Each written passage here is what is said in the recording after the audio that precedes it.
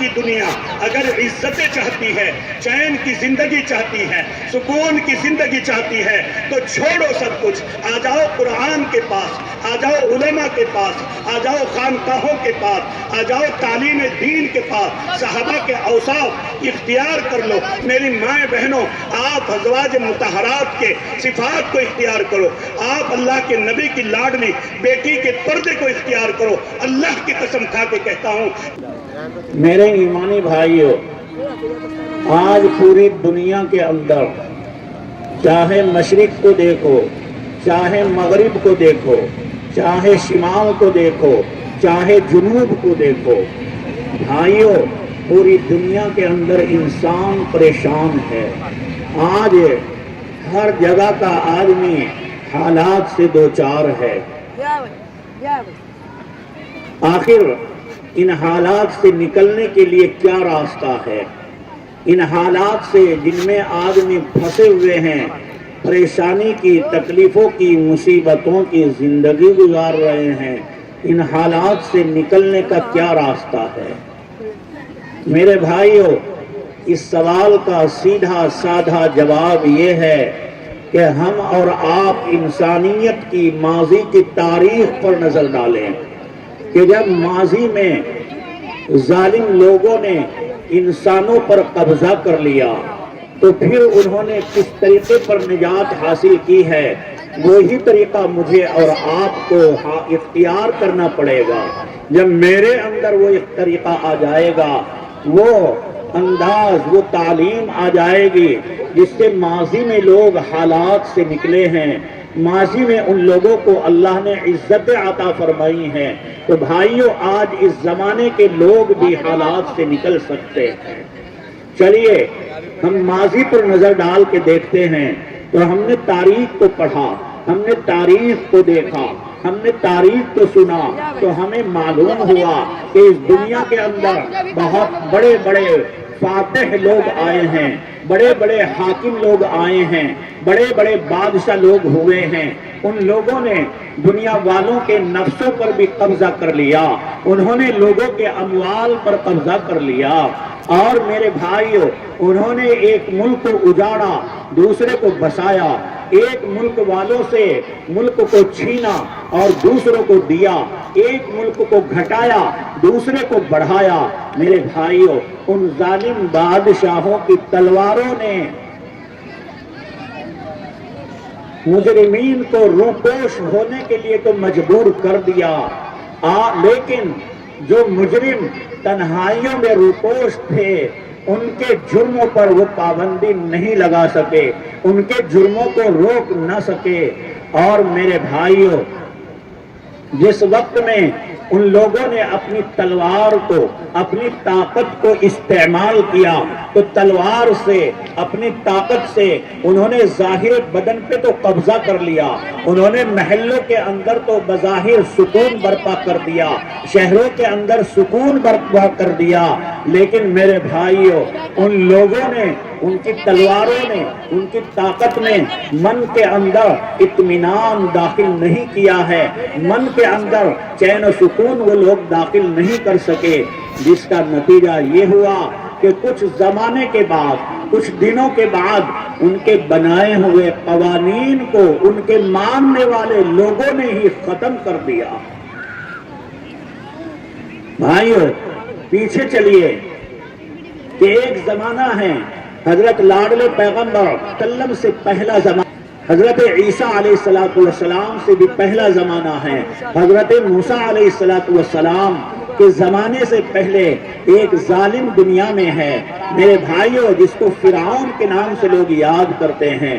اس نے لوگوں پر کیسا ظلم کیا ہے، اللہ رب العزت نے قرآن میں بیان فرمایا کہ اے لوگوں یاد کرو اس وقت کو، اذ نجیناکم من آل فرعون یسومونکم سوء العذاب ویذبحون ابناءکم ویستحیون نساءکم، کہ یاد کرو اس وقت کو جبکہ فرعون ظالم نے تم لوگوں کو غلام بنا رکھا ہے اور تم پر ظلم کرتا ہے، یہاں تک کہ بچیوں کو زندہ قتل کر دیتا ہے، بچوں کو زندہ قتل کر دیتا ہے۔ یذبحون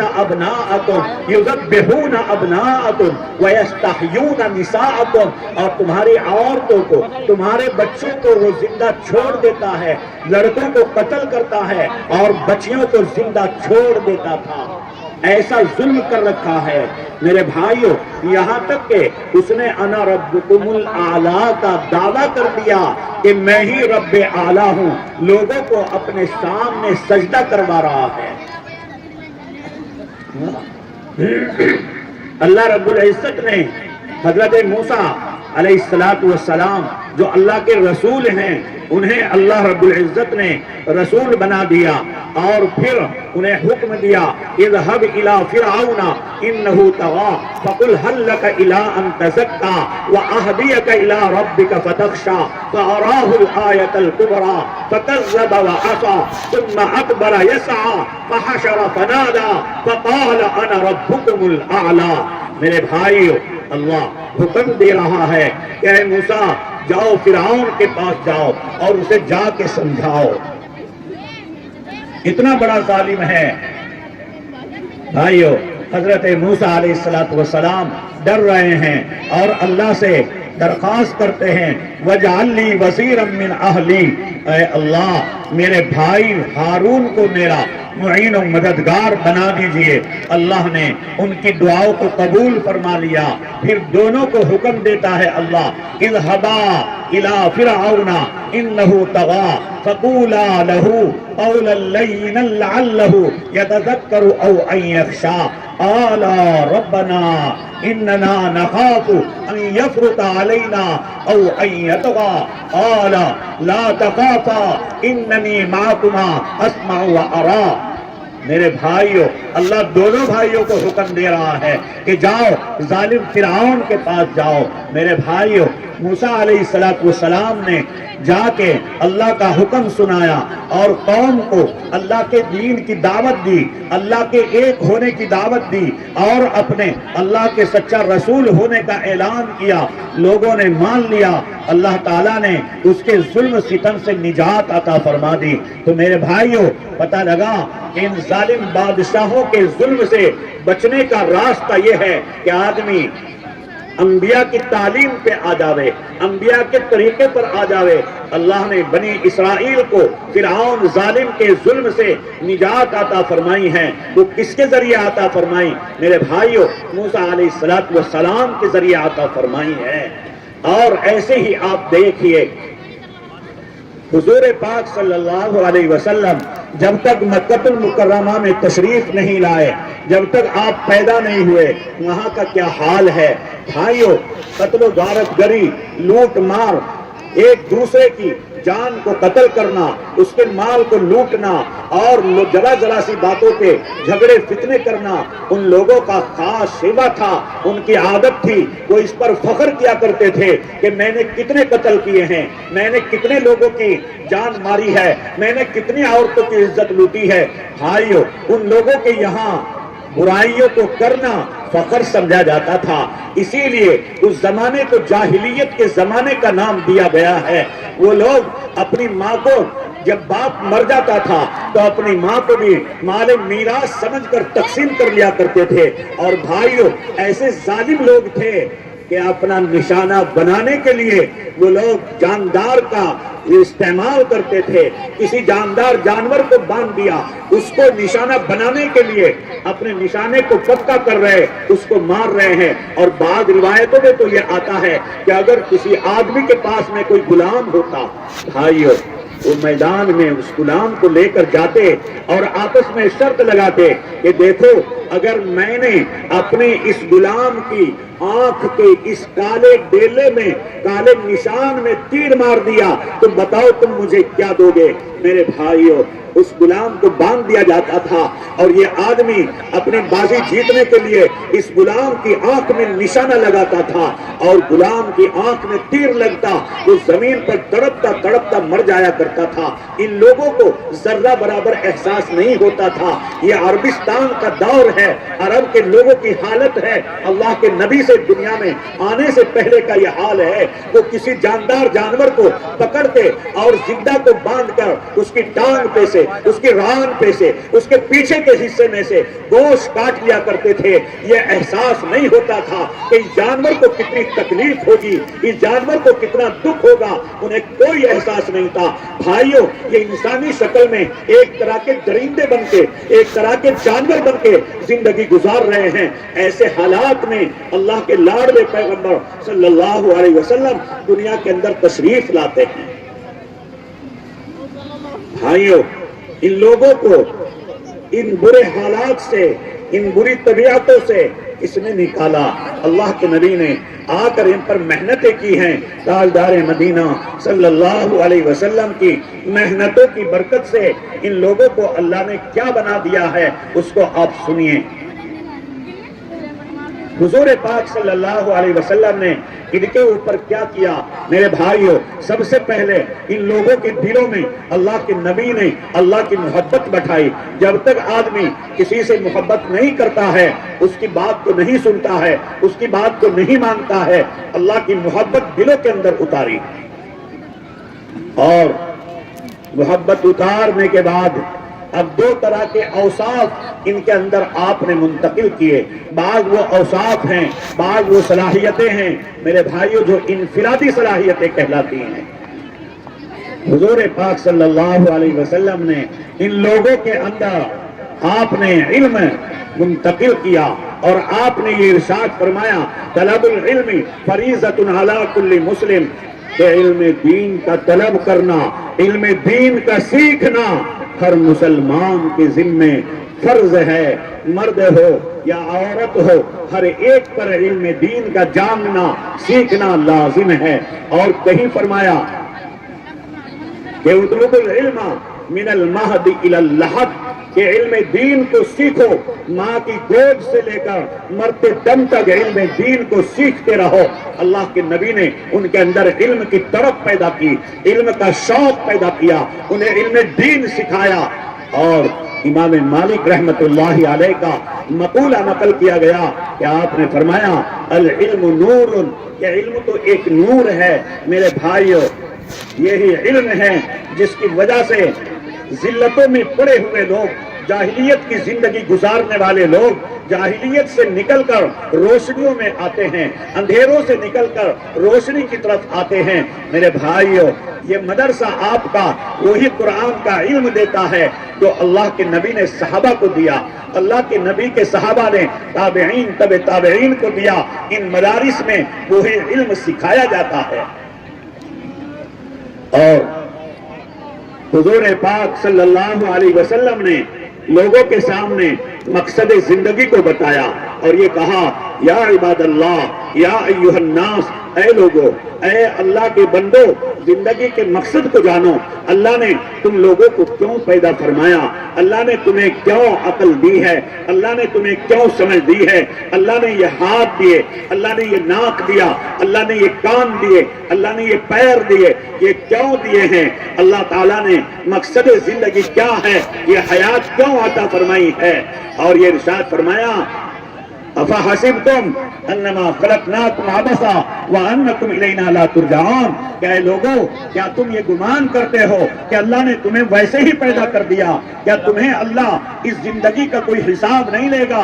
کیا تمہاری جوانی کا کوئی حساب نہیں لے گا؟ کیا تم اللہ کا کھاتے ہو، اللہ رب العزت کی نعمتیں بے شمار استعمال کرتے ہو، کیا اللہ تمہارا حساب نہیں لے گا؟ افحسبتم انما خلقناکم عبثا وانکم الینا لا ترجعون، کہ کیا تم یہ سمجھتے ہو اللہ کی طرف تمہیں لوٹایا نہیں جائے گا؟ اور میرے بھائیوں، اللہ کے نبی نے ان لوگوں کے اندر نیکی کو منتقل کیا اور اللہ کا قرآن سنایا، اللہ کے قرآن کی آیات ان کے دلوں میں اتاری، جو آپ کے بچوں کے دلوں میں یہ علماء جو بیٹھے ہیں، یہ اساتذہ جو بیٹھے ہیں، یہ چھوٹا سا مدرسہ لے کے یہ چٹائیوں پر بیٹھتے ہیں، یہ رات کو تمہارے بچوں کے پیچھے اپنی نیند کو قربان کرتے ہیں، یہ دن میں آپ کے بچوں کو بنانے کے لیے اپنی زندگیوں کو کھپا دیتے ہیں، یہ دوپہر میں نہیں سوتے، یہ آرام نہیں کرتے، ان کا کڑھن، ان کا درد، ان کی تکلیف، ان کے فکر، ان کا مشن بس ایک ہے کہ میرے نبی کی تعلیم ان لوگوں کے بچوں کے اندر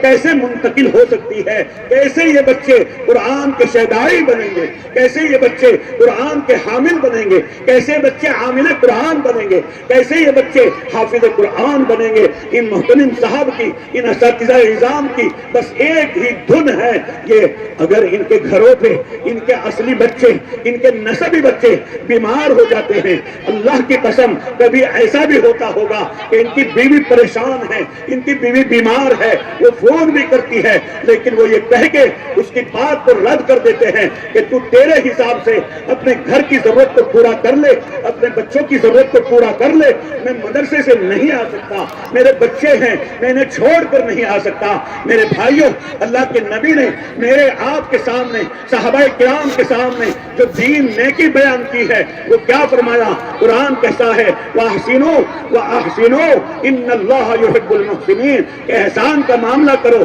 اے لوگوں احسان کا معاملہ کرو، اللہ محسنین کے ساتھ میں محبت کرتا ہے، اللہ ان کے ساتھ میں بہترائی کا معاملہ کرتا ہے۔ اور آپ نے فرمایا کہ اے لوگوں سنو، اگر بلندیاں چاہتے ہو، اگر اونچے مقامات پر جانا چاہتے ہو تو آپ نے فرمایا من تواضع للہ رفعہ اللہ، جو اللہ کے سامنے تواضع کرے گا، جو آدمی چھوٹا بن کے چلے گا، جو آدمی چھوٹا بن کے رہے گا، میرے بھائیو فرماتے ہیں کہ اللہ اس کو بلندی عطا فرمائے گا، اللہ اس کو اونچے مقامات عطا فرمائے گا۔ اور فرمایا تحمل مزاجی، تحمل مزاجی آپ نے ان لوگوں میں منتقل فرمائی اور یہ سمجھایا کہ دیکھو برداشت یہ انسان کے اندر وہ صفت ہے جس کی وجہ سے زمین سے اٹھ کر وہ آسمان تک بلند ہو جاتا ہے۔ اللہ کے لاڈلے پیغمبر صلی اللہ علیہ وسلم کی زندگی میں ہمیں ملتا ہے۔ بھائیو، آپ کے خادم ہیں حضرت انس رضی اللہ تعالی عنہ، حدیث شریف کے اندر آتا ہے کہ 1 سال نہیں، 2 نہیں، بلکہ 10 سال تک اس خادم نے اللہ کے رسول علیہ السلام کی خدمت فرمائی۔ بچہ ہے بھائیو، حدیث شریف کے اندر آتا ہے 10 سال میں تاجدار مدینہ فخر دو عالم صلی اللہ علیہ وسلم نے کبھی ناراضگی کا اظہار نہیں کیا، کبھی اپنے خادم کو ڈانٹا نہیں ہے، کبھی اپنے خادم کو مارا نہیں، کبھی ناراضگی بھی نہیں ظاہر فرمائی۔ ایسا آپ نے تحمل مزاجی کا عملی درس دیا ہے، تحمل مزاجی کر کے ہمیں دکھائی ہے۔ میرے بھائیوں، اور کیا صفت منتقل فرمائی؟ آپ نے مٹھاس۔ ایک دن حضور پاک صلی اللہ علیہ وسلم نے صحابہ کرام کو ارشاد فرمایا، اے میرے صحابہ، میں آپ لوگوں کے اندر ایمان تو دیکھ رہا ہوں، میں آپ لوگوں کے اندر عمل تو دیکھ رہا ہوں، لیکن میں آپس میں محبت اور مٹھاس نہیں دیکھ رہا ہوں۔ فرمایا کیا رسول اللہ صلی اللہ علیہ وسلم، آپ کی کیا مراد ہے؟ صحابہ کو آپ نے بتلایا کہ ایک دوسرے کے ساتھ میں ہمدردی، اور یہ فرمایا المؤمن حلو، المؤمن حلو، مومن تو میٹھا ہوتا ہے، میٹھی بات کرنے والا ہوتا ہے، وہ کڑوی بات نہیں کرتا ہے، کیونکہ نبی نے فرمایا اللہ کے فیصلے جو مٹھاس پر آتے ہیں، جو نرمی پر آتے ہیں، میرے بھائیوں وہ سختی پر نہیں آتے۔ جب لاڈلے پیغمبر صلی اللہ علیہ وسلم نے ان کے اندر یہ اوصاف منتقل فرمائے، میرے بھائیوں جب وہ نبی کے قریب آئے اور وحی کی بارش ان کے اوپر برسی تو ان کے سوکھے ہوئے قلوب جو تھے وہ کھل جاتے ہیں، ان کی صلاحیتیں بیدار ہو جاتی ہیں، ان کے قلوب کے شگوفے کھل کر سامنے آتے ہیں جب وہ اللہ کے نبی کے سامنے اپنے کو پیش کرتے ہیں، اور اللہ کی طرف سے وحی کی بارش جو ہو رہی ہے، جو احکام آ رہے ہیں، اللہ کے نبی وہ انہیں سمجھا رہے ہیں۔ بھائیو، پھر یہی وہ لوگ جو کہ کل کے ظالم تھے آج کے وہ عادل بنے، جو کل کے جاہل تھے آج کے وہ عالم بنے، جو کل کے لٹیرے تھے آج کے وہ محافظ بنے، جو کل کے ننگے انسانیت تھے آج کے وہ فخر انسانیت بنے۔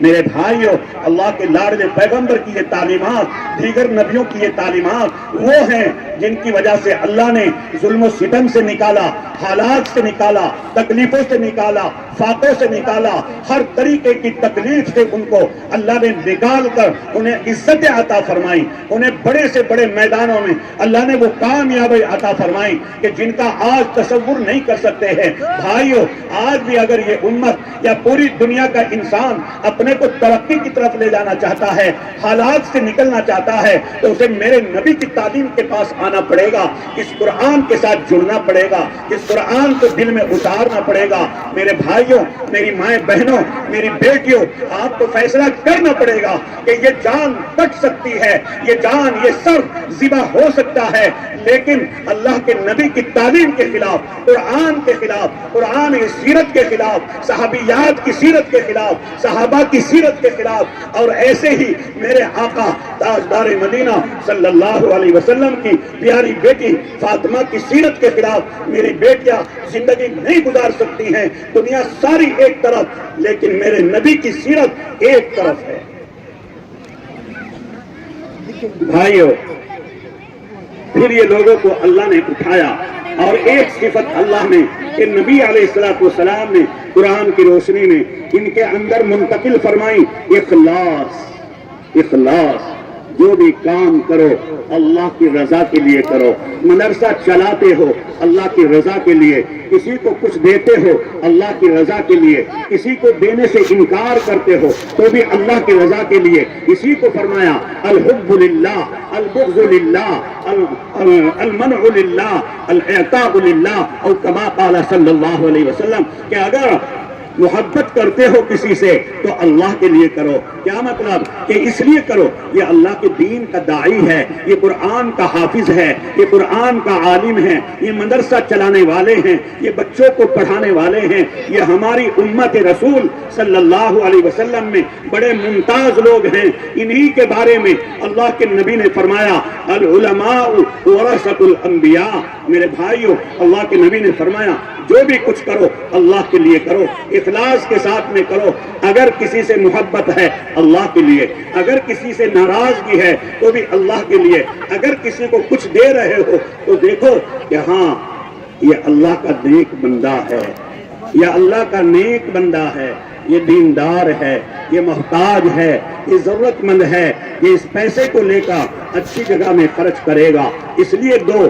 اور اگر کسی کو انکار کرتے ہو تو بھی اللہ کے لیے انکار کرو۔ یعنی یہ دیکھا یہ آدمی میرا پیسہ لے جا کر شراب پیے گا، یا یہ میرا پیسہ لے کر جوا کھیلے گا، یا یہ میرا پیسہ لے کر گناہ کا کام کرے گا، اب میں اس کو نہیں دیتا۔ کیوں؟ اس لیے کہ میرے اللہ نے منع کیا ہے۔ اللہ نے تو فرمایا تعاونوا علی البر والتقوی ولا تعاونوا علی الاثم والعدوان، کہ نیکی کے کام میں مدد کرو اور برائی کے کام میں کسی کا ساتھ نہ دو۔ یہ آدمی برا کام کرے گا اس لیے میں اس کا ساتھ نہیں دیتا، اس لیے میں اس کو مدد نہیں کرتا، اس لیے میں اس کو پیسہ نہیں دیتا، تو یہاں بھی آپ کو ثواب ملے گا نہ دینے پر، اور کبھی ثواب ملے گا دینے پر، کبھی ثواب ملے گا نہ دینے پر۔ اگر محتاج ہے نیک کام میں خرچ کرے گا، سیدھا ہے، پریشان حال ہے، بھائیو دے دو، ثواب ملے گا۔ اگر گناہ کے کام میں چلے گا، شراب پیے گا، جوا کھیلے گا، غلط کاریہ کرے گا، جوا بازی کرے گا، سٹا بازی کرے گا، تو اب نہ دینے پہ ثواب ملے گا، اگر دے دو گے تو گناہ ملے گا۔ کیوں؟ آپ لوگوں نے اس کی گناہ کے کام میں مدد کر دی ہے۔ اس لیے بھائیو ایسے موقع پہ ہمیں خرچ کرنے کا حکم نہیں ہے۔ بہرحال اللہ کے نبی علیہ السلام نے ایک صفت ان کے اندر پیدا فرمائی ہے، اخلاص۔ جس سے آج میں اور آپ خالی ہیں۔ بھائیو، میں اگر مدرسے کو کچھ دے دیتا ہوں یا مسجد کو کچھ دے دیتا ہوں یا غریب کو کچھ دے دیتا ہوں یا پریشان حال کا کچھ ہے میں نے کام بنا دیا، اس کی مدد کر دی، بھائیو ہم احسان جتاتے ہیں، اسے ذلیل کرتے ہیں، اس کے بارے میں اخبارات میں لکھتے ہیں کہ فلاں نے فلاں کو اتنا دیا ہے، بھائیو یہ اخلاص کے خلاف ہے۔ ہاں، اخلاص تو وہ ہے جو ابو بکر صدیق رضی اللہ تعالیٰ نے سیکھا۔ بھائیو ابو بکر کا اخلاص کیسا ہے، غور سے سنو میری بیٹیوں، میری بہنوں، میری ماں، میرے بھائیوں، آپ توجہ سے سنو۔ اگر کسی آدمی کی نماز میں اخلاص نہیں ہے تو نماز منہ پہ پھینک کر مار دی جاتی ہے۔ اگر کسی کے صدقہ دینے میں اخلاص نہیں ہے تو صدقہ پھینک کے مار دیا جاتا ہے۔ اگر کسی آدمی کے جہاد کرنے میں اخلاص نہیں ہے تو اس کے جہاد کو اس کے منہ پہ پھینک کے مار دیا جاتا ہے۔ اگر کسی عالم دین کے پڑھنے پڑھانے میں اخلاص نہیں ہے تو اس عالم کے منہ پہ پھینک کے مار دیا جاتا ہے۔ اور کل قیامت میں جب اللہ کے سامنے پیشی ہوگی، کسی مالدار کو بلایا جائے گا، کسی مجاہد کو بلایا جائے گا، کسی عالم دین کو بلایا جائے گا، لیکن بھائیو اللہ کے لیے کرنے کی جو صفت ہے اخلاص سے خالی ہوگا، یہ تینوں قسم کے لوگوں کو ناکام کر دیا جائے گا۔ اخلاص سیکھو۔ حضرت ابو بکر صدیق رضی اللہ تعالیٰ عنہ خلیفۃ المسلمین ہیں، آپ خلیفہ اول ہیں۔ اللہ نے حضور پاک صلی اللہ علیہ وسلم کے دنیا سے رخصت ہو جانے کے بعد میں اس دین کی کشتی کا ڈرائیور، اس دین کی کشتی کو چلانے والا ساری دنیا کے انسانوں میں اللہ نے ایک ہی انسان کو دیکھا، وہ ہے ابو بکر صدیق رضی اللہ تعالیٰ عنہ، سب سے پہلے خلیفہ ابو بکر صدیق رضی اللہ تعالیٰ عنہ۔ لیکن کیا آپ کے اندر اخلاص ہے؟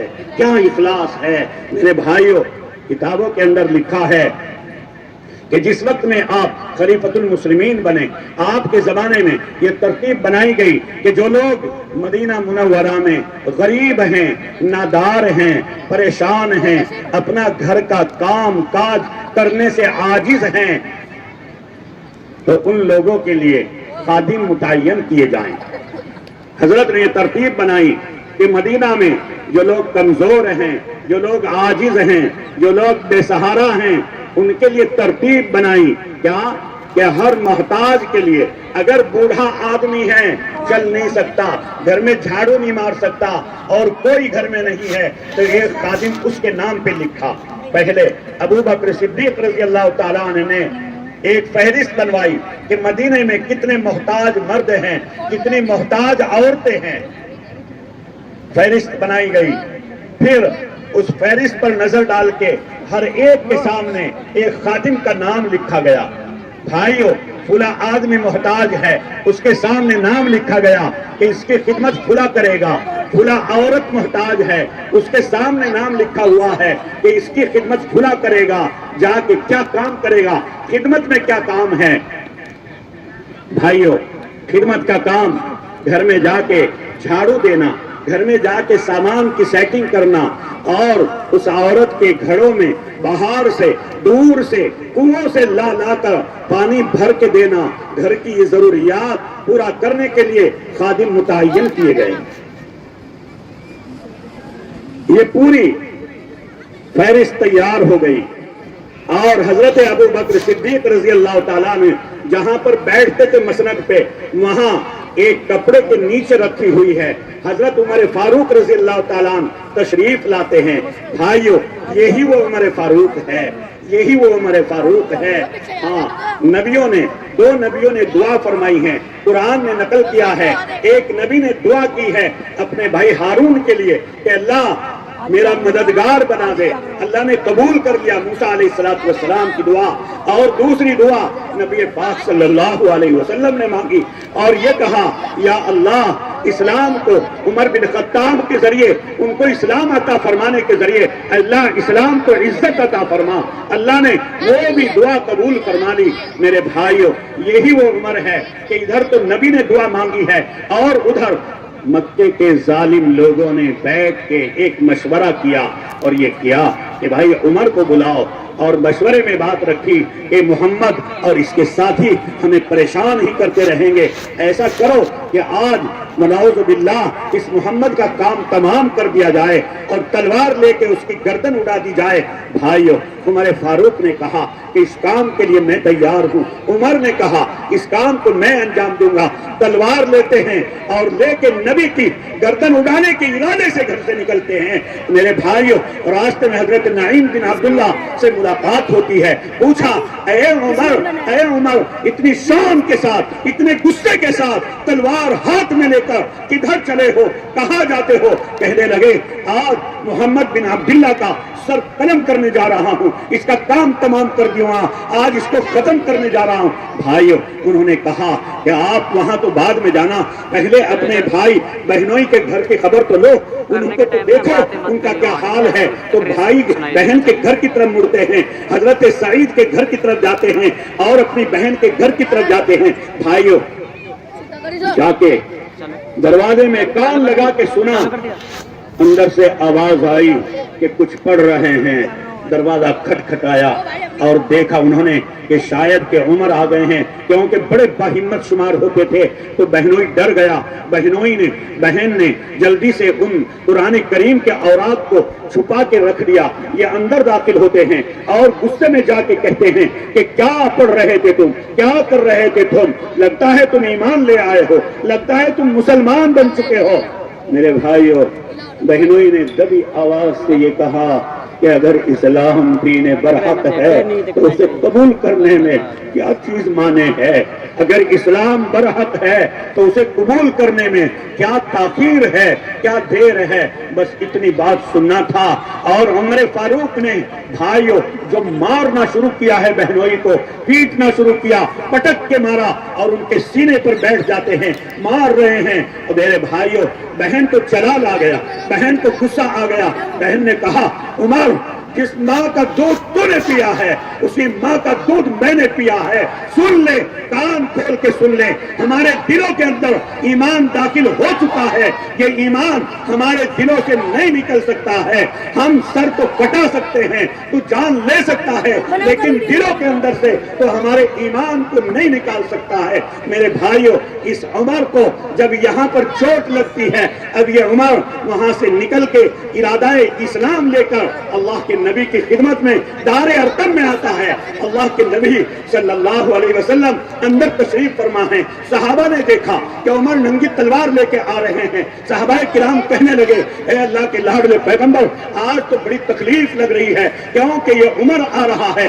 اللہ کے نبی نے فرمایا کوئی گھبرانے کی بات نہیں ہے، آنے دو، آنے دو۔ اگر عمر عزت سے آئے گا تو کوئی بات نہیں، اور اگر بدتمیزی سے آئے گا تو اس کی تلوار سے اس کے سر کو قلم کر دیا جائے گا۔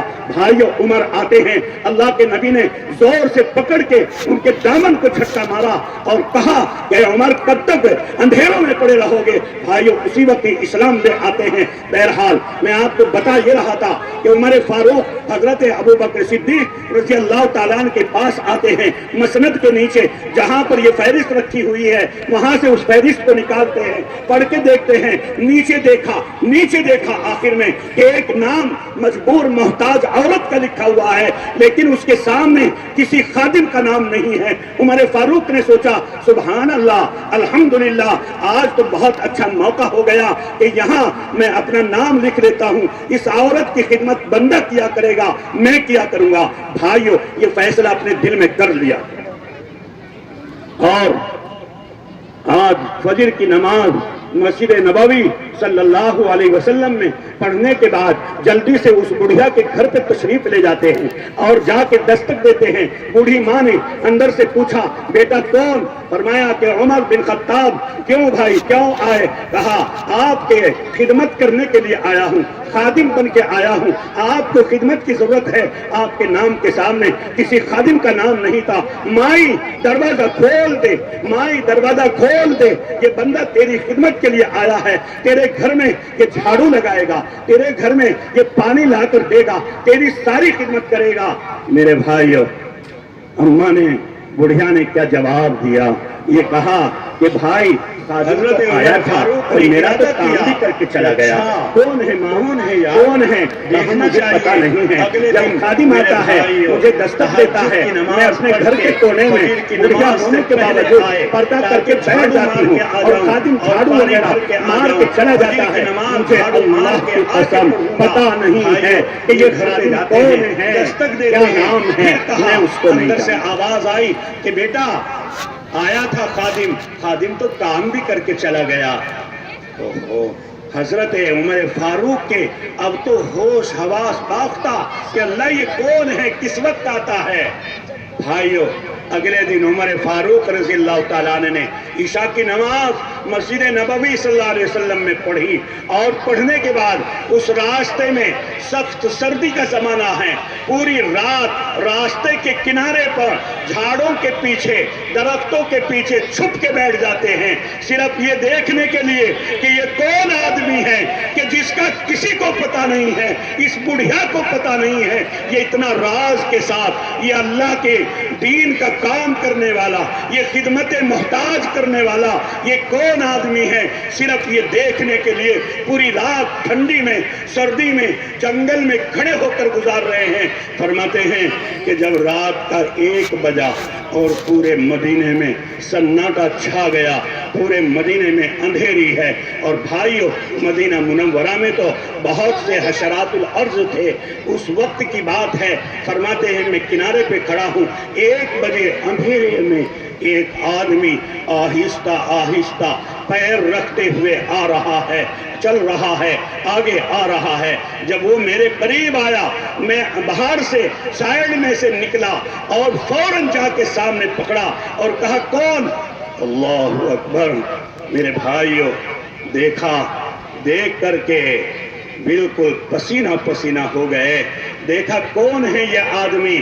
ابو بکر صدیق رضی اللہ تعالیٰ عنہ خلیفۃ المسلمین ہیں, جو رات کو ایک محتاج عورت کی خدمت کرنے کے لیے جایا کرتے ہیں اور پتہ کسی کو نہیں ہے. میرے بھائیو, عمر فاروق نے دیکھا کہ پیر میں چپل بھی نہیں ہے, پیر میں جوتی نہیں ہے.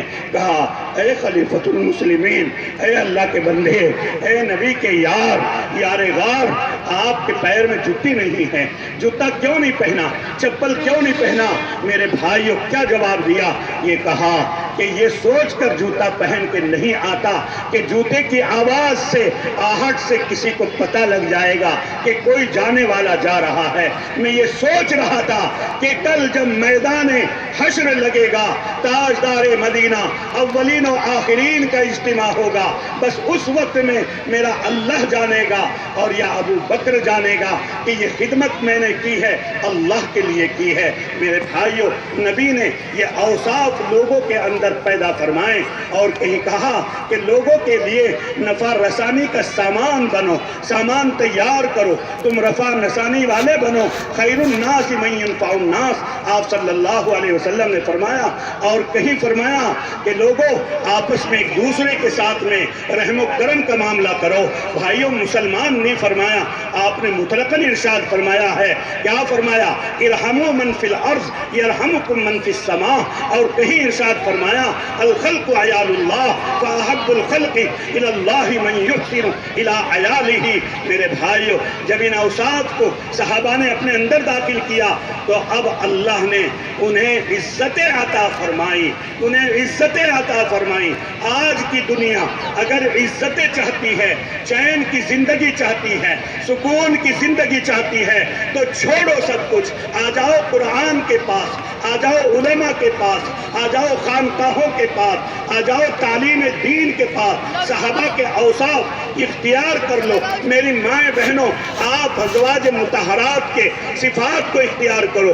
آپ اللہ کے نبی کی لاڈلی بیٹی کے پردے کو اختیار کرو. اللہ کی قسم کھا کے کہتا ہوں کہ اللہ آج بھی عزتیں دینے کے لیے مسلمان کو تیار بیٹھا ہے, آج بھی اس کو کامیاب کرنے کے لیے اللہ تیار ہے. اللہ تو روز اعلان کرتا ہے کہ ہے کوئی آدمی جو جو مجھ سے مغفرت طلب کرے اور میں اس کی دعا کو قبول کروں، اسے معاف کروں۔ میرے بھائیوں، ان جلسے جلوس کا مقصد صرف بھیڑ کرنا نہیں ہوتا، صرف رسمی طور پر یہ جلسے جلوس نہیں کرنا ہے، بلکہ یہاں سے کچھ پیغام لے کے جانا ہے، یہاں سے کچھ سن کے عمل کی نیت سے اٹھ کے جانا ہے۔ اور جب آپ عمل کریں گے تو اللہ آپ کو دنیا اور آخرت میں ترقی عطا فرمائے گا۔ اللہ سے دعا ہے کہ میرا اللہ آپ کو، مجھے، سب کو عمل کرنے کی توفیق عطا فرمائے، اور اللہ تعالیٰ آپ کے اس ادارے کو حضرت محتمم مولانا قطب الدین صاحب مقدس اللہ العالی